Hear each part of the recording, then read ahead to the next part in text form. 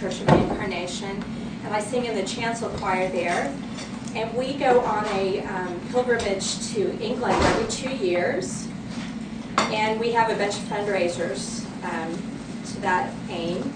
And one of them in February, we have a Valentine's dinner. It's sort of like a cabaret, and they have a silent auction. And I won a lecture on the British monarchy and the ties to the Anglican crown.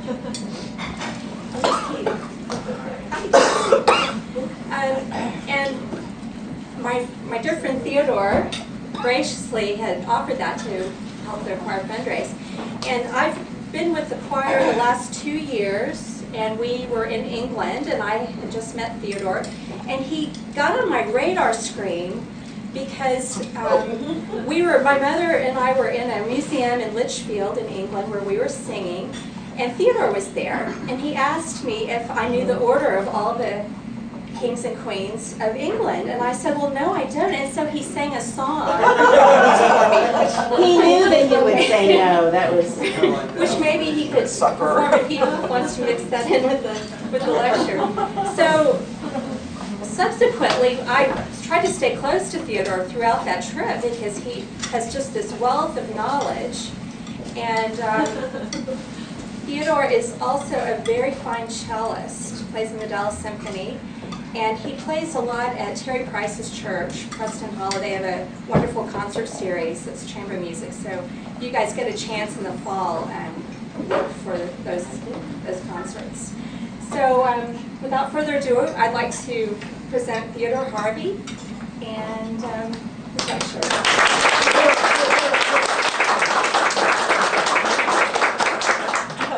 Thank you all for coming to what I hope will be an entertaining journey through 500 years of English, royal, and musical history.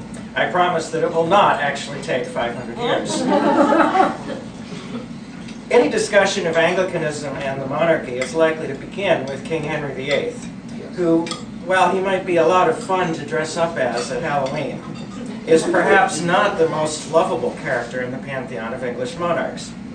I'm sure you all know how Henry separated the Church of England from Rome, having failed to get an annulment from Catherine of Aragon to marry Anne Boleyn, and how he subsequently beheaded 2 of his 6 wives, wielding probably more unchecked power than any other English monarch before or since.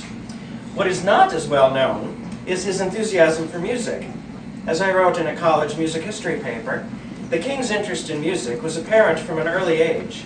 Indeed, one of the reasons the teenage monarch cut such an impressive and popular figure at the beginning of his reign was his devotion to the art. He had received a thorough musical education and was accomplished at the lute, organ, and virginals. He could also sing well. One of Henry's favorite activities was sight-reading songs with his courtiers. He would devote hours at a time to listening to the most accomplished musicians of his day. His staff included sakebuds and shalmies, the king's trumpets, children of the chapel, minstrels, tabrets, and steel shawms, whose names and wages were dutifully recorded. As a young man, Henry somehow found the time to compose a great deal of music, including this lovely motet, Quam Pulchra Est, with text from the Song of Songs, recorded by the Brabant Ensemble, appropriately enough, in Henry's own Hampton Court Palace.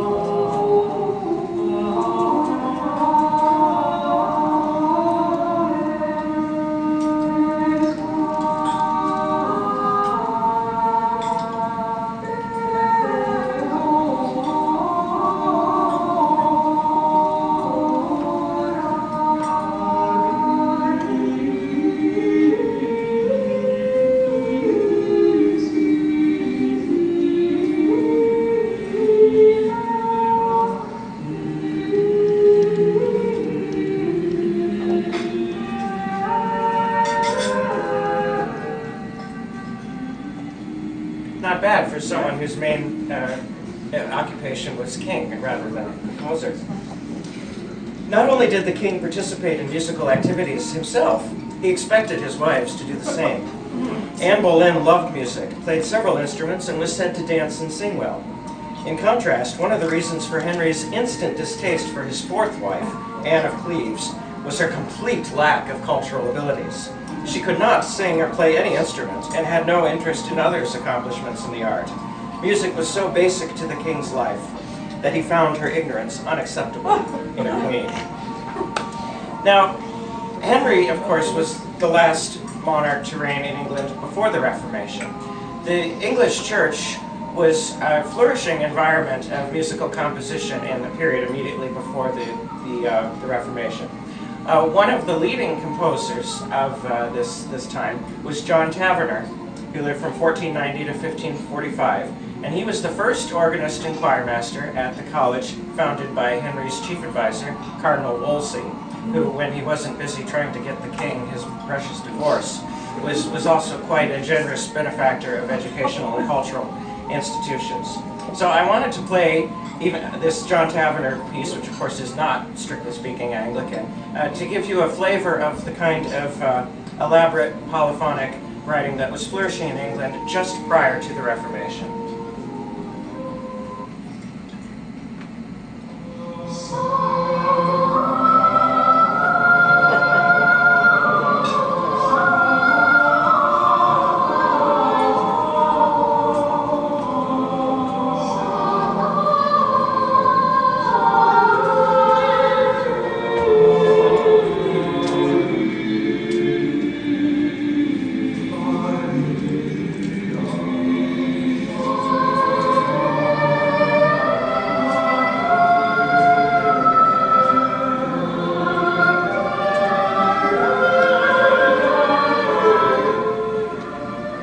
How thick and dense the choral writing is, and how, of course, the Latin polyphony creates this very thick texture. The emphasis is not so much on understanding every word of the text as it is on creating a beautiful color. This performance, by the way, this is the choir of the Chapel Royal, also recorded at Hampton Court Palace.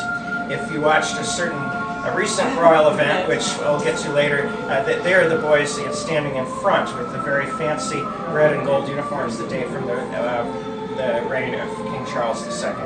And so I find this to be a fascinating recording for this talk. It's this very nice little cover here. So all this is recorded at Henry's palace. So this is being sung in the same space where Henry would have heard it.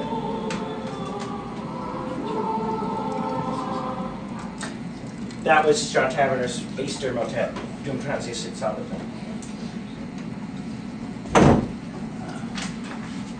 Now, things were about to change. As I said, Henry separated the English church from Rome. Henry never intended to start a new Protestant church. He went to his grave very much theologically a Catholic.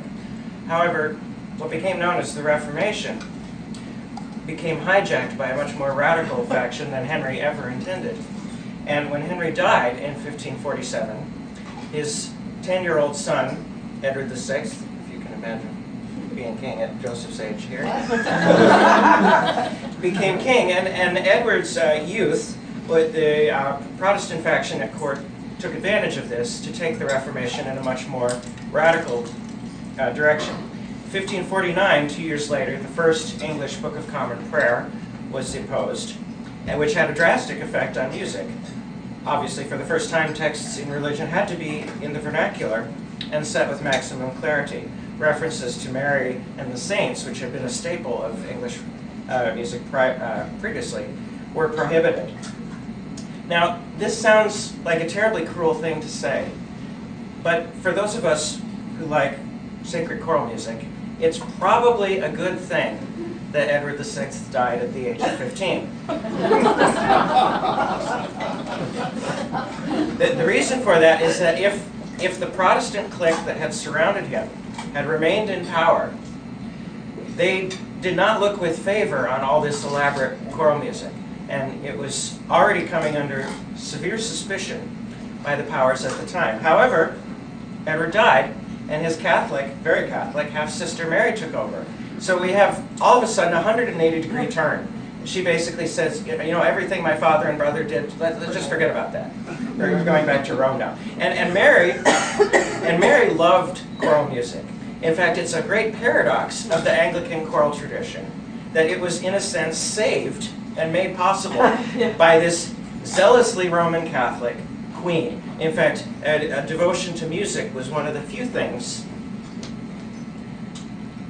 that Mary and her half-sister Elizabeth had in common.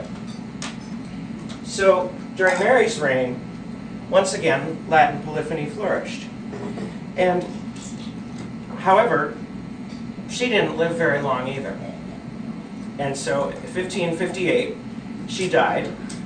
Elizabeth, who was 25, reacted by quoting scripture. Now that might seem like a very pious thing to do, but the scripture that she quoted was, "This is the Lord's doing, and it is marvelous in our eyes." Now, Elizabeth was never as zealously Protestant as her brother and his friends had been. Elizabeth wanted to steer a middle road.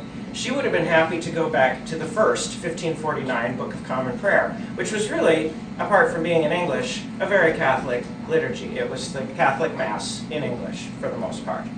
1552, however, the new prayer book under Edward VI had taken the liturgy in a much more Protestant direction, de-emphasizing the Eucharist.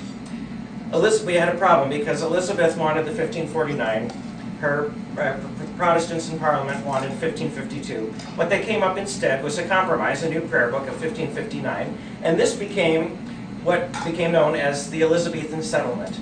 And this was a compromise, something that Anglicans have been known for being very good at over the centuries, that tried to steer a middle course. But composers had to respond to this. And I wanted to play two very contrasting pieces of the same composer to give an illustration of how composers had to adapt rather quickly. John Shepherd, who lived from 1515 to 1558, was one of the composers who had to contend with this almost bewildering change in religious regime. And I want to play the two pieces right after another. The first is a Latin motet, Libera Nos, written when Mary was queen. And this illustrates, once again, the very elaborate Latin style of polyphony that briefly became back into vogue. However, in 1558, Mary died, Elizabeth became queen. Almost immediately, Shepherd was asked to set the new Anglican service. And you can hear the stark difference in what he did. The text is very clear, the whole choir is singing the same thing at the same time. The emphasis is on comprehension of the text and not so much on elaborate music. However, he still managed to create beautiful music no matter what. Not for much longer, though, because shortly after having to set this Protestant service, he died. Too much stress.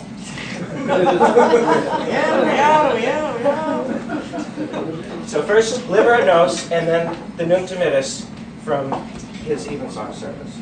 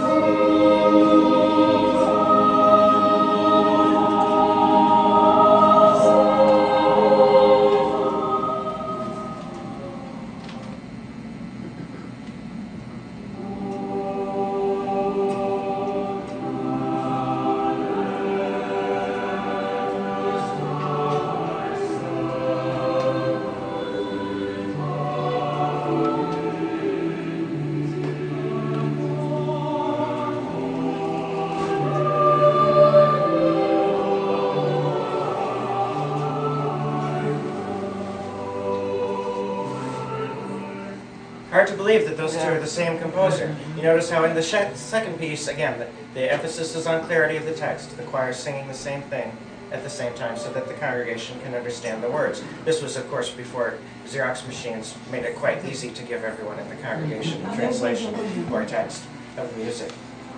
Now, a slightly younger generation of English composers